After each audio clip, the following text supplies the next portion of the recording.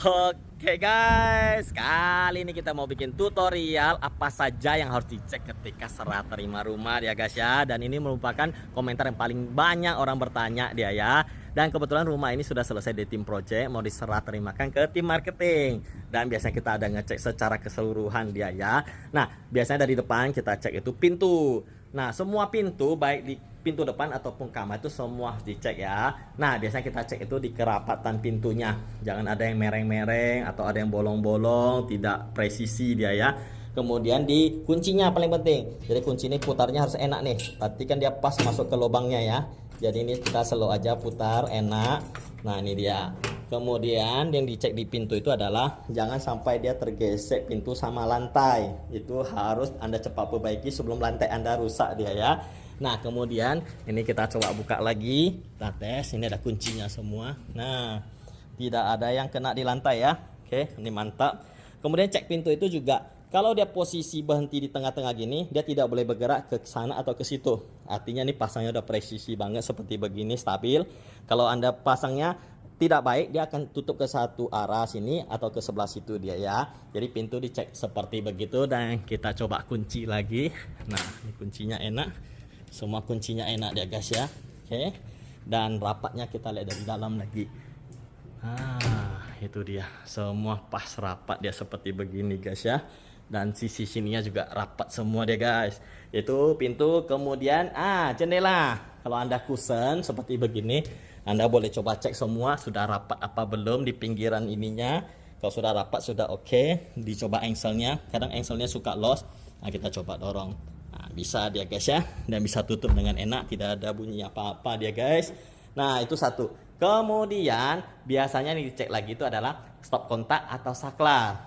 Nah, saklar ini paling penting. Kadang orang suka kebalik-balik dia ya. Kalau memang di bawah ini tuh lampu hidup semua, berarti ini oke. Atau di atas mati semua, berarti ini sudah oke ya. Nah, kalau ada lampu sih enak, bisa langsung kita tes seperti begini, berarti sudah beres semua dia guys ya. Tapi ingat ya, kalau pasang saklar jangan kebalik-kebalik, nggak enak nanti kalau kita mau mati hidupin lampunya ya. Sama yang kedua lagi, di saklar, kalau misalnya lampu luar di teras depan begini, usahakan di pojok sini. Jangan nanti yang lampu luar di posisi tengah, jadi nggak enak ngeceknya nanti lampu saklarnya ya, harus hafal lagi kita dia ya. Itu saklar. Kemudian stop kontak, itu gampang aja, Anda bisa bawa charger. Anda coba tes bisa cas nggak, atau beli lampu yang ada colokannya, Anda tes saja hidup lampu bisa apa enggak ya. Jadi stop kontak sama saklar simpel aja seperti begitu. Berikutnya kita bahas dapur. Kalau Anda dapat dapur dari perumahannya, Anda bisa cek dulu biasanya di sinknya juga ya. Nah, sink ini Anda tes di kerannya apakah sudah berjalan dengan baik apa enggak.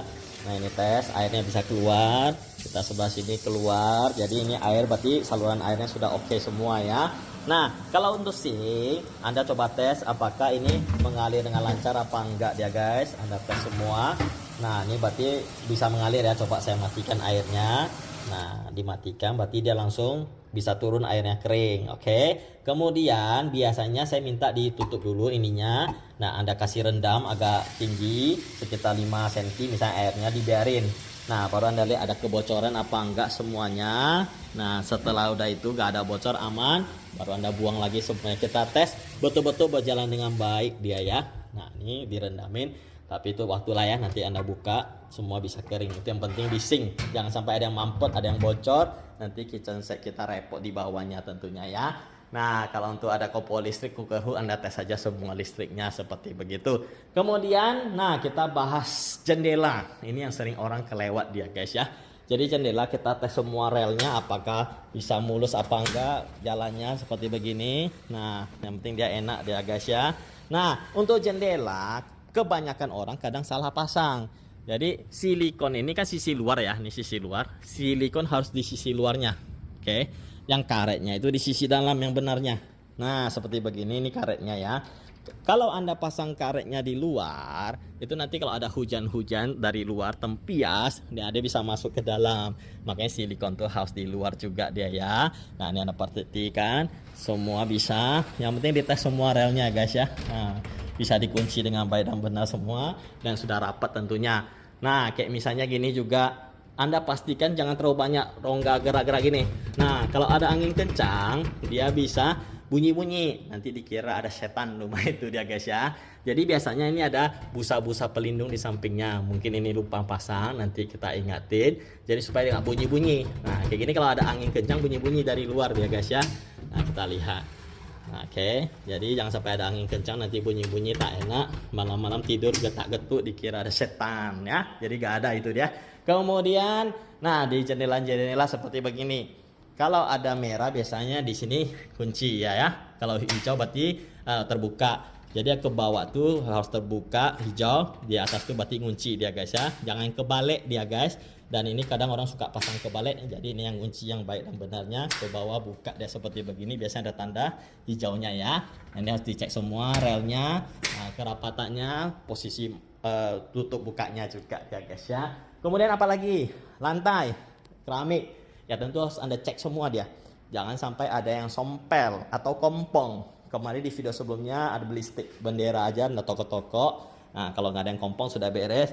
Nah kalau misalnya ada baret-baret, boleh ini ganti aja lah ya. Nanti kita lihat. Nah kamar mandi lagi. Kamar mandi dicek juga kemiringan airnya, jangan sampai ada yang tergenang. Dibiarin kita tes airnya bisa mengalir dengan lancar apa enggak. Kalau ada kloset dites semua airnya. Oke lancar.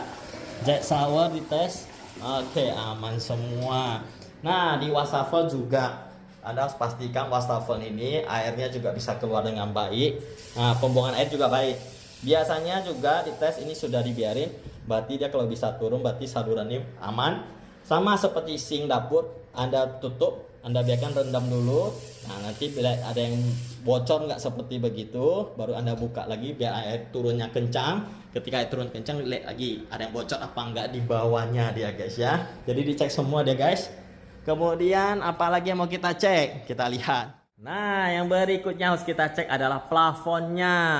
Jadi plafon Anda cek itu biasanya kalau ada bercak-bercak tuh mungkin ada atap yang bocor. Jadi kalau apalagi plafon gipsum, kalau ada bocor biasanya ada lembab-lembab, ada jejak-jejak gitu, ada titik-titik hitam. Itu mungkin ada potensi kebocoran atap yang jatuh ke plafon kita dia ya. Dan itu biasa Anda bisa ngeceknya setelah serah terima ketika hujan lebat. Jadi Anda cek dulu hujan lebat itu aman apa enggak plafon kita. Dan biasanya rumah itu ada garansinya dia guys ya.